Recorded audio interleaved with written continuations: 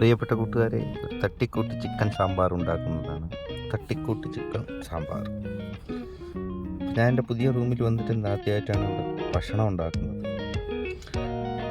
കുറച്ച് സവാള, പച്ചമുളക്, വെളുത്തുള്ളി, ഇഞ്ചി ഇതെല്ലാം ഇട്ടതിന് ശേഷം ചിക്കൻ്റെ വിങ്സ് പീസാണ്. ഇതിനെ നമ്മൾ കട്ട് ചെയ്യണം. ചിലവർ സ്കിന്ന് കളയും, ചിലവർ സ്കിന്ന് കളയില്ല. ഞാൻ സ്കിന്ന് അത്യാവശ്യം കളഞ്ഞിട്ടാണ് വയ്ക്കുന്നത്. ഇതിനെല്ലാം കട്ട് ചെയ്ത് ഒരു 2 വെള്ളത്തിൽ വൃത്തിയായി കഴുകിയതിന് ശേഷം നമ്മൾ ഇതിലോട്ട് ഈ മാടി വന്ന സവാളയിലും തക്കാളിയിലും ഈ ചിക്കൻ ആഡ് ചെയ്യുക. എന്നിട്ട് കുറച്ച് സമയം അടച്ചു വെച്ച് അതിനെ വീണ്ടും നല്ല രീതിയിൽ ഒന്ന്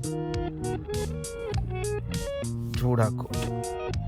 ചൂടാക്കിയതിന് ശേഷം നമ്മുടെ മസാല, ഞാനിപ്പോൾ എല്ലാ മസാലയും യൂസ് ചെയ്തില്ല, കുറച്ച് മഞ്ഞപ്പൊടിയും കറി മസാലയാണ്. മസാല ഉള്ളവർക്ക് മുളക് പൊടി ചേർക്കാം, ചിലവർ മുളക് പൊടിയും മല്ലിപ്പൊടിയും മാത്രം ചേർക്കും, ചിലവർ ചിക്കൻ മസാല ചേർക്കും. ഓരോരുത്തരുടെ രീതിയാണ്. അതെല്ലാം ചേർത്ത് വീണ്ടും അടച്ചു വെച്ച്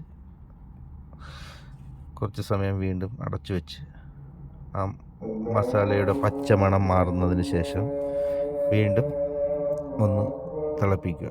പിന്നെ കുറച്ച് ചൂടുവെള്ളം കൂടെ ഒഴിച്ച് കഴിഞ്ഞാൽ ചിക്കൻ സാമ്പാർ റെഡി.